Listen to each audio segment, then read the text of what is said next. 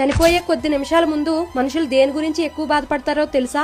ఆస్ట్రేలియాకు చెందిన బ్రోనీ వేర్ అనే ఈవిడ చనిపోయే స్థితిలో ఉన్న చాలా మందిని అడిగి the top 5 regrets of dyeing అనే బుక్ రాశారు. అందులో ఎక్కువ మంది చెప్పిన 5 విషయాలు ఇవే. 4వది చాలా ఇంట్రెస్టింగ్ గా ఉంటుంది. ఫస్ట్ వచ్చేసి సమాజం ఏమనుకుంటుందో అని ఆలోచిస్తూ బతికేసి మనకిష్టమైనట్లు జీవించలేకపోయామని రిగ్రెట్ ఫీల్ అయ్యారంట. 2వది వచ్చేసి లైఫ్ అంతా ఒక్క పనులు జాబ్ కే కేటాయించేసి అనవసరంగా జీవితాన్ని వేస్ట్ చేసుకున్నామని రిగ్రెట్ ఫీల్ అయ్యారంట. 3వది మనసులో ఎంత ప్రేమ ఉన్నా చివరి వరకు ఎదుటి వారికి సరిగ్గా ఎక్స్ప్రెస్ చేయకుండా దాచామని రిగ్రెట్ ఫీల్ అయ్యారంట. 4వది లైఫ్ లో ఎక్కువ ప్రయాణాలు చేయకుండా కొత్త ప్రదేశాలు చూడకుండా ఒకే చోట ఉండిపోయామని రిగ్రెట్ ఫీల్ అయ్యారంట.